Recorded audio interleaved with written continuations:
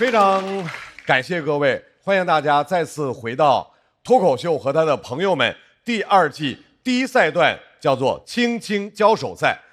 马上进入到我们这一阶段的比赛，首先要出场的一组 PK 选手是毛豆和呼兰。为什么是他们两个？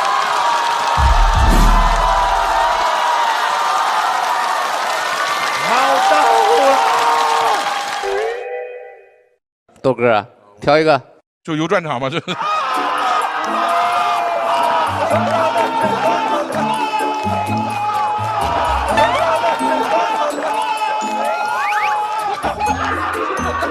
真的就是综艺之神的降临，这是剧本吗？我要不是在现场，我都会觉得这是剧本吧。最期待是这一组强 PK。两位现在心情如何？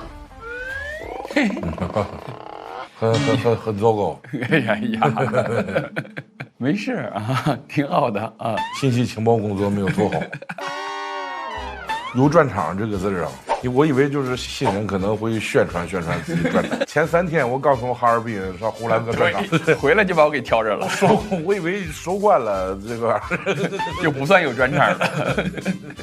我就觉得这怎么能选得上的？这不都是明面上的，对吧？我寻思吧，你不管谁有专场，大家都那个怕一下，因为有专场，同时还意味着段子不是多嘛。我就寻思，我第1轮没时间准备稿子，有点弱，我就把那个唬个人，没唬住。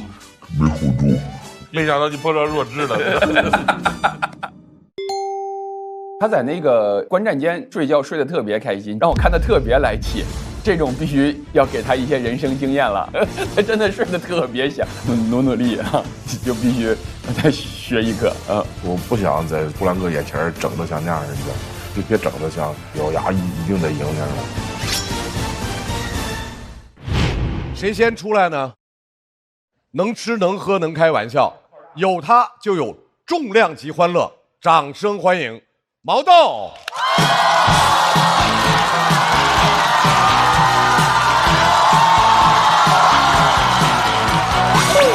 好灵活，这台都炸了。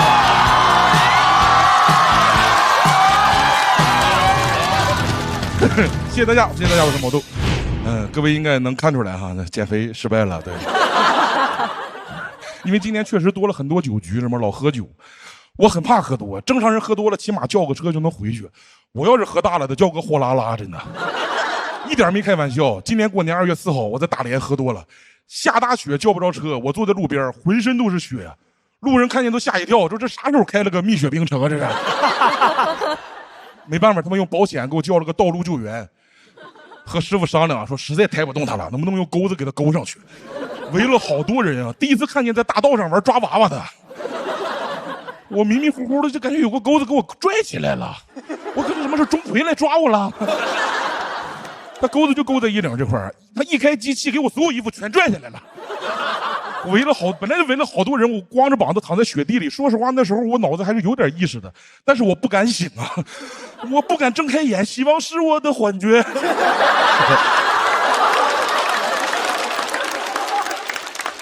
最后幸亏那司机他有经验，你知道吧？他在农村生活过，他把我手脚这样绑住，哎，中间插了个棍，2个人就给我抬上去了。我一般很少喝多，这边我出汗比较多，我喝1斤白酒能出6两的汗。冬天我一边喝一边冒烟，你知道吧？都坐在那儿特别像一个空气加湿器。喝多了他们还拿我出题，说毛豆你喝1斤酒能出6两汗。那你如果喝了7斤酒能出？我说哥，喝7斤酒我就出殡了，哥。火葬场都不敢烧我。他说毛豆太渣了，毛豆。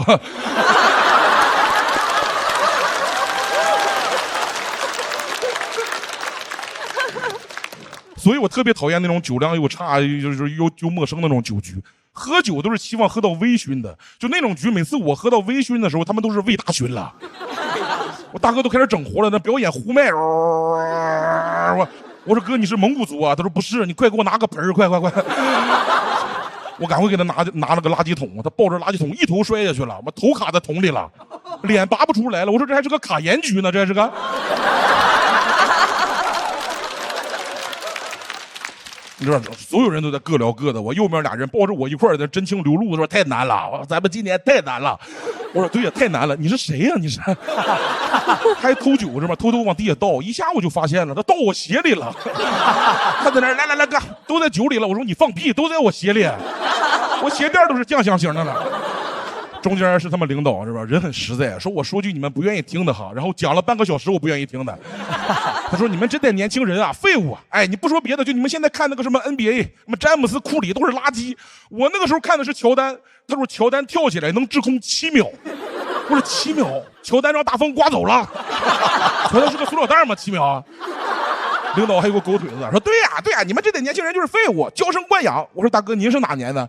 他说93年的。妈，我是92年的。他说他爸年轻的时候在上海工地上从5楼掉下来，一点事都没有。我说老弟啊，5楼，你父亲是给你讲了个你亲生父亲的故事吗？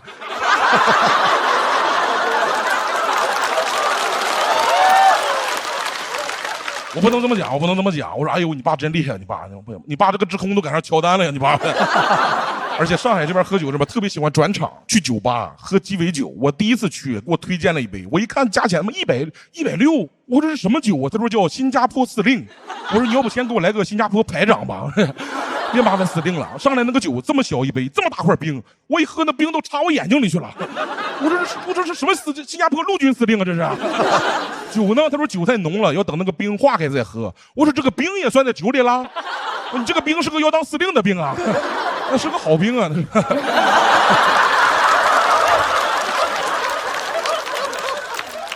那个兵好不容易化了一点，旁边来个人，哎，你是毛豆，哎，我也是大连的，我特别喜欢你，我敬你一杯。我说好，他拿起我的酒，哐就给干了，160啊，兵还没到呢，司令被干掉了。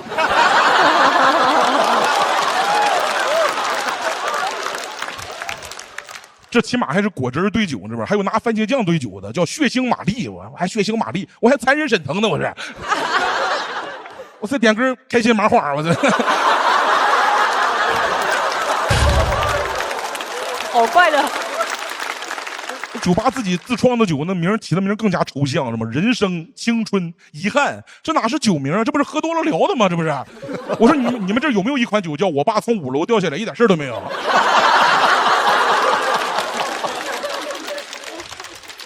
很多客人也很奇怪，然后往那一坐，我要一杯酸甜一点的酒，咵喝一口，可以再酸一点吗？咵又喝一口，可以再甜一点吗？我说哥，你要不给他倒杯苹果醋吧，真的。我旁边的大哥像还有的人他就不想喝酒是吧？我旁边的大哥像特务一样，看人在那到处看，一个女生长得漂亮，他就过去点了杯酒，哈尼，这杯马提尼是给你点的，因为它很符合你的气质。我说大哥，就像去年那个电影《好东西》的第2部，脏东西是吧？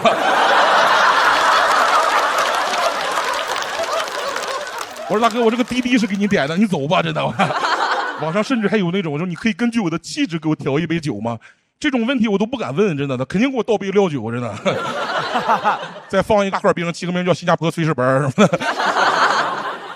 我还听他们说了个鸡尾酒的起源故事，说很早之前有个老板到酒吧喝酒，没有酒了，逼得调酒师没有办法，就把各个桌剩的酒倒在一起，发明了鸡尾酒。这种事很多，每年这个时候都有老板逼着导演把全国的演员汇在一块儿，发明个节目叫《脱口秀和他的朋友们》。还有一个不重要哈，不重要，还有。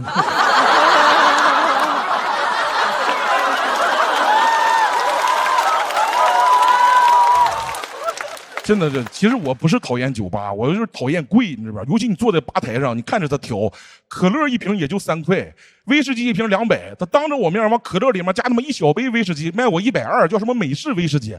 我说他完全可以更美式一点，子弹2块，手枪700，加在一块怼我头上，给我2万。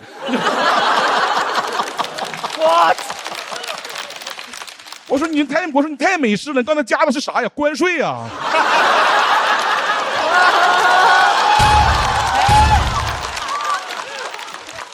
我说你这杯是特调的吧？特朗普亲自调的，是不是？最后要走了，我说这个鸡尾酒也没啥劲儿，我回去睡觉了。他说：“哎呀，你等会儿，你这样，你尝尝这个，尝尝这个长岛冰茶。哦，40多度的酒，非得叫茶，我哪知道？我说喝大晚上喝茶能睡着觉吗？2杯我就睡着了。幸亏那个调酒师他在农村生活过，他有经验，他给我手脚这样绑住，哎，这大家有什么毛豆？”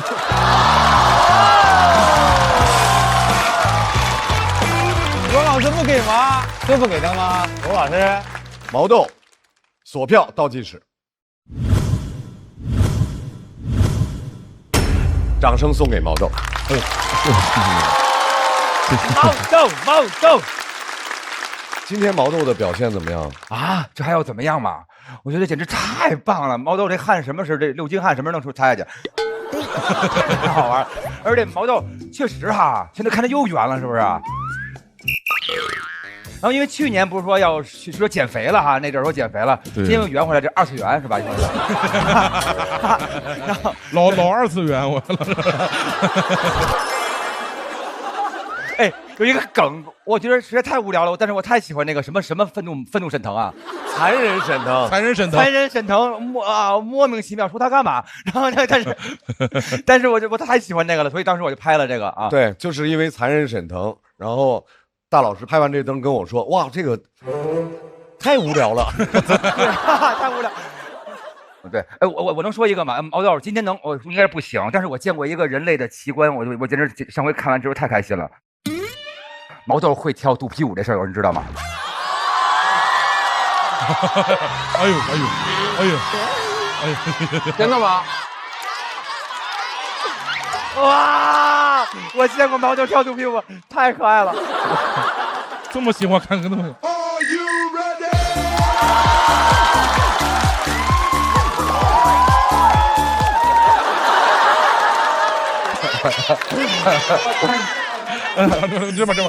这边，我太炸了！毛豆确实是一个在这个舞台上能够上台的瞬间就迅速的把自己点燃的这样的一个脱口秀演员。就毛豆的梗太密了，而且速度非常非常快，然后就是让你应接不暇啊。就是你都来不及，有的时候大脑都还来不及，它就像一个那个脱口秀的轰炸机一样啊，然后都不停的给你这个快乐，所以我觉得听他的东西就是可能我都不用想太多，我就感觉非常快乐，非常轻松。因为我在线下看过一次毛豆的演出，他一出来你立刻完全就醒了，他完全每次都是炸场的。谢谢了。来，罗老师。我好像是唯一没拍灯的，然后其实没有特殊的原因，就是我对他的期待比今天这个表现要稍高一些啊。但我也没想到他还能跳肚皮舞，那个是额外收获的。但是反正考虑到你上一季的整个表现，我会觉得今天的这个虽然很炸很过瘾，听得也很开心，也一直呵呵傻乐，但感觉比我心里预期的毛豆还是差一点点啊，所以我犹豫了一下没拍。但是持平了水平，但不，毛豆没有跌过，没有跌过。我有点。没有一场垮过，没有垮过。对啊，毛豆休息一下。好的，马上我们就看一看毛豆选出来的这位今天会用什么样的方法来进行这场 PK 赛。胡来7年从来没有缺席过，是又拿过大王，又开过专场，也不知道是为什么还来。掌声欢迎呼兰。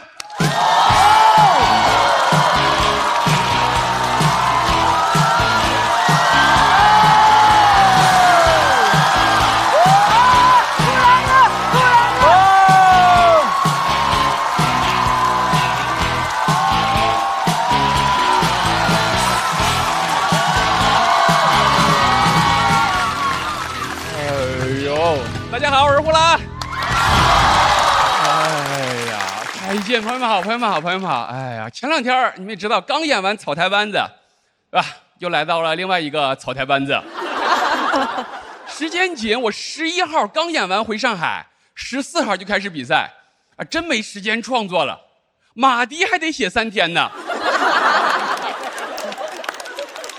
啊！但今年真感觉自己是个老将了，我应该是全场这么多人唯一一个上过吐槽、上过脱口秀大会，到现在上脱友的演员，啊，这么多年。对呀，好多人问我说，新人这么多，你压力大不大？我说，哎呀，这些年别说选手了，节目我都熬走好几个了。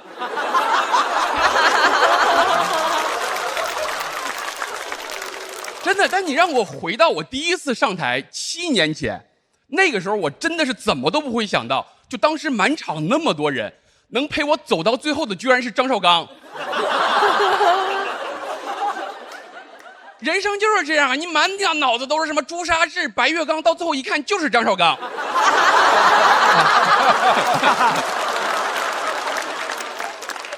所以现在我真的就是，我觉得陪到最后的就是最好的。啊，现在每年就是我把头发梳成大人模样，啊，张老师穿上一身帅气西装。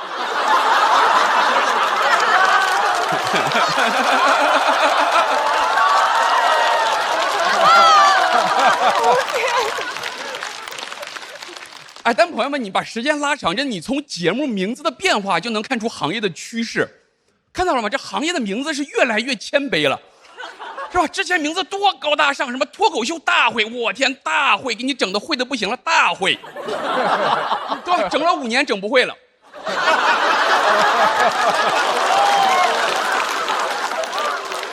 现在又叫脱口秀和他的朋友们，你一听这名字你就知道这是遇上事儿了。不遇上事儿谁能想起来朋友们吗？哎呀！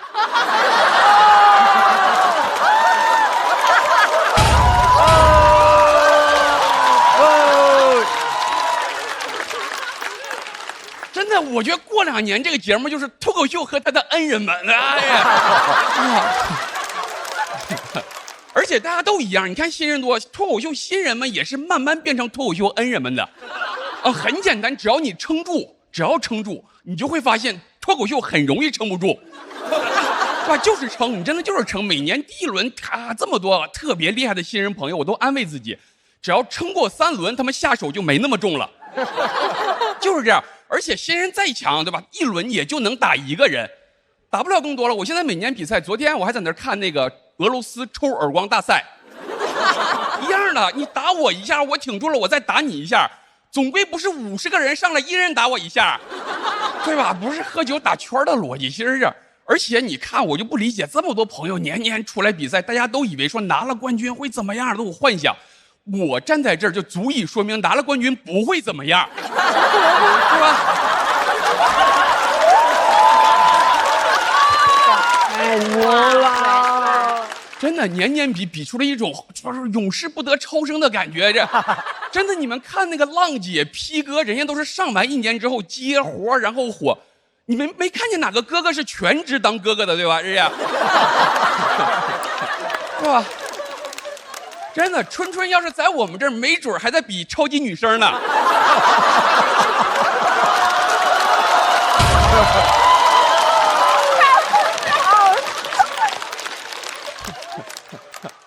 第20届超级女声呢，哎呀！真的，你把我放在3年前脱5在青岛，我在决赛第2轮战胜了邱瑞、毛豆、袅袅夺冠。那时候我觉得我自己到人生巅峰了，是吧？怎么也想不到，3年后的今天，我还在突围赛打毛豆，是吧？上哪儿去想去？啊，没有一点进步。无所谓，邱瑞袅袅也还在，哎呀，啊，当时进决赛的智胜、广智也都在呢，哎呀，是吧？啊，一家人整整齐齐的。我说我这个大王没活，你们也没火呀，哎呀，没毛病吧？有人在这边，有人在那边，就没有人在外面接活的，哎呀，啊。其实大家都在外面都有活。我今年的心态是这样，去年不是给了我一个称号叫脱口秀承重墙，对吧？给我架那儿了，不敢休息。你说万一承重墙休息，楼没塌，对吧？啊，甚至节目比去年还更火了。你说整了半天，最后把我给测出来了，是吧？这样。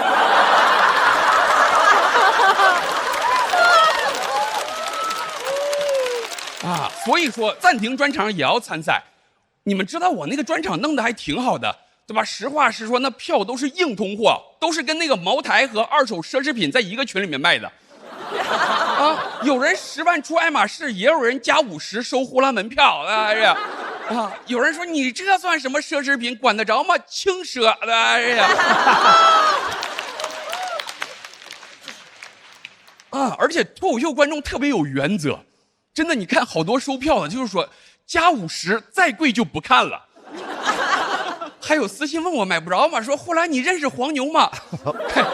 这不是最过分的，最过分的是给我私信说呼兰我抢多了，你还要票吗？哎呀，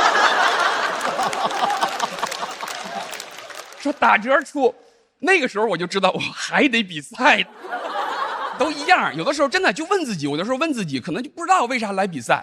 但你问自己说为啥不比赛呢？也不知道。这招很好使，好多时候朋友们上班也一样嘛。你问自己说为什么要上班？不知道。问问自己为什么不上班呢？也不知道。我很多时候就坚持过去了。你这种解答不了问题，能解决问题，但是这些都得是正向问题。你知道，你不能走在街上说为什么要抢劫，想想为什么不抢劫呢？哎呀，对啊，这个道理只有毛豆听进去了，对吧？人家都觉得说为什么要打呼兰，只有他觉得为什么不打呢？哎呀。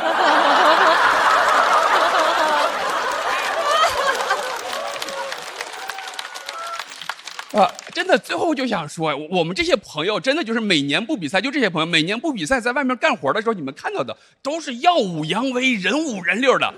一比赛一放在一起，就感觉这些年这些人没进步，原地踏步。这不叫原地踏步，这叫相对静止，你知道吗？这是，哎，对，所以说我是全场除了大老师以外第2懂静止的人。好，谢谢大家，我回来。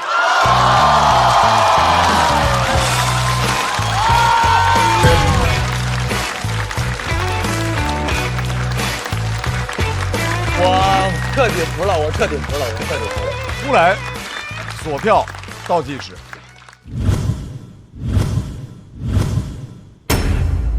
再次把掌声送给呼兰。谢谢。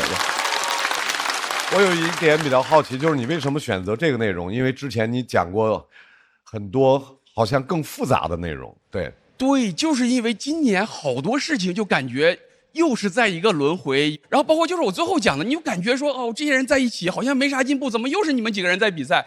但其实这些人拉出去都挺厉害的，都是人五人六，是吧？你看他们这录综艺干啥的，其实就是相对静止，只是这人在一起就感觉只是熟悉这个感觉，对，所以就想把这样的一些感觉和大家分享出来。是。哎呦，是挺棒的，因为这个呼兰这种多年的陪伴，前2天我看了一个。网上也是一个私信说我的那种，我也觉得他特别神。他说他最近才喜欢我，他说我以前不是花乐队的嘛，他说我之前没有陪你度过花期，现在我可以陪你度过更年期啊。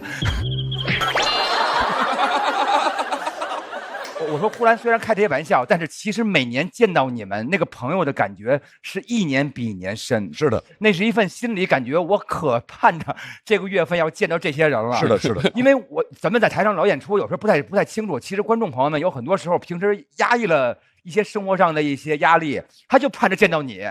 然后那一刻，然后抒发一下，绽放一下，我们都互相盼到，互相就是都能见面。对，而且我刚才特别喜欢呼兰你的那个描述，说都是原地转圈。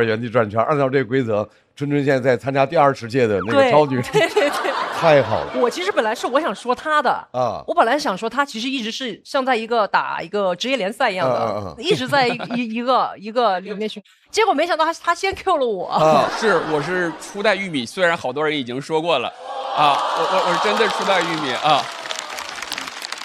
我买过那个《皇后与梦想》，那应该是我买过的第1张正版专辑其实刚才他说的时候，一个是全程听得很开心，另外他说一个我很感动的，就是我仔细想了一下，中国好像确实没有第2个综艺节目是搞了这么多年，得到这么多观众喜爱之后，最早的那些选手中，至少有1半左右还每年都参加，而且认认真真的比赛。这个确实在中国娱乐史上也是，好像是一个独一无二的存在。所以突然就意识到这个节目还有一些特别打动人心的地方，除了好玩这件事儿以外。好，来，毛豆请到台上。来，我们先看一下4位给出来的票数。毛豆、呼兰，他们最终得到的票数是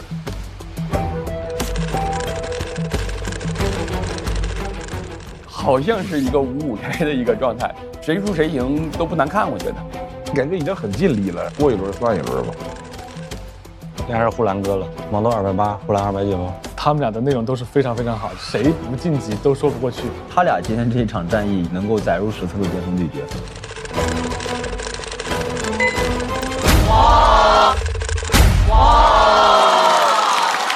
呼兰28期，恭喜呼兰进入到晋级区。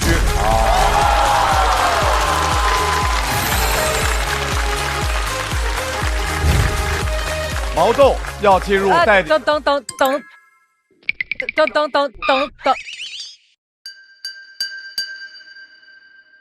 我展示。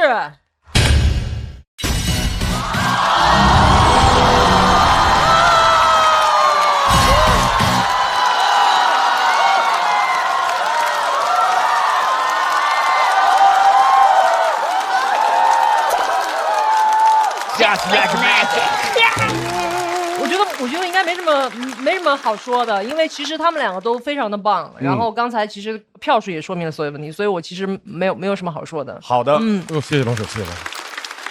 第一赛段最后一个等等灯，李宇春是给了毛豆。谢谢。我们也祝贺毛豆进入到晋级区。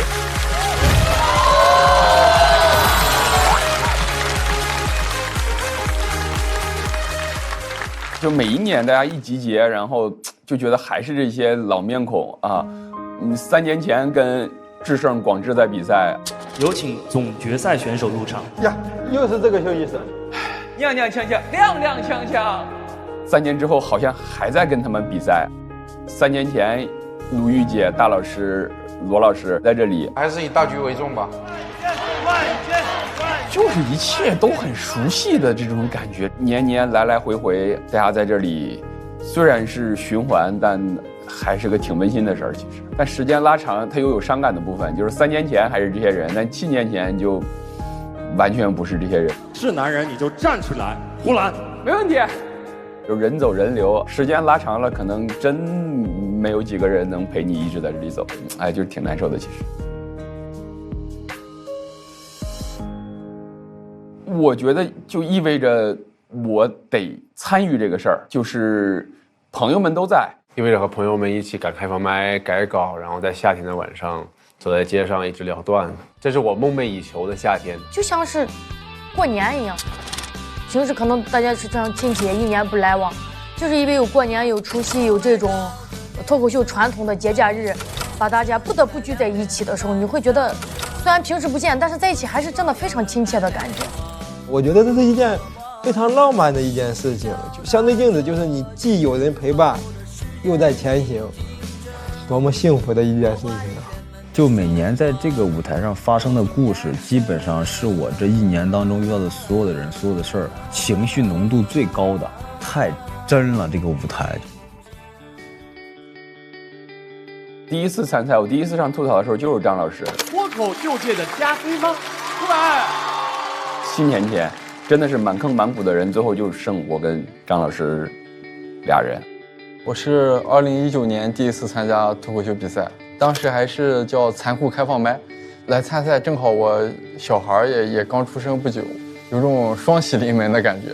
其实我从当时的第1季脱口秀大会我就在，我在决赛的现场做观众。今年是第8年第7次上脱口秀节目，当年确实比较青涩，确实该被淘汰。那年23，一个迷彩的套装，开个玩笑，留下了非常尴尬的5分钟。每次我一打开就是 Oh my God。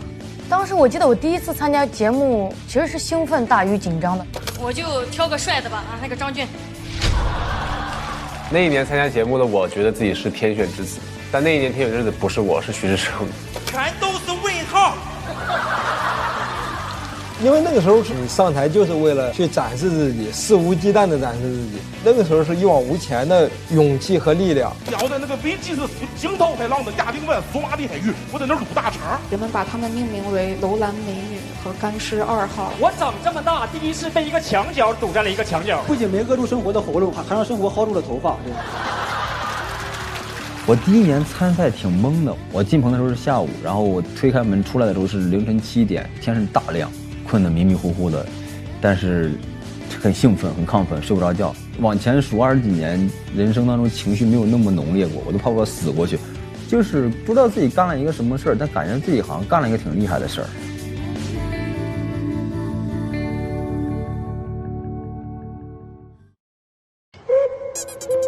我们的等等灯没有了，没有等等灯了，没有了。Show time！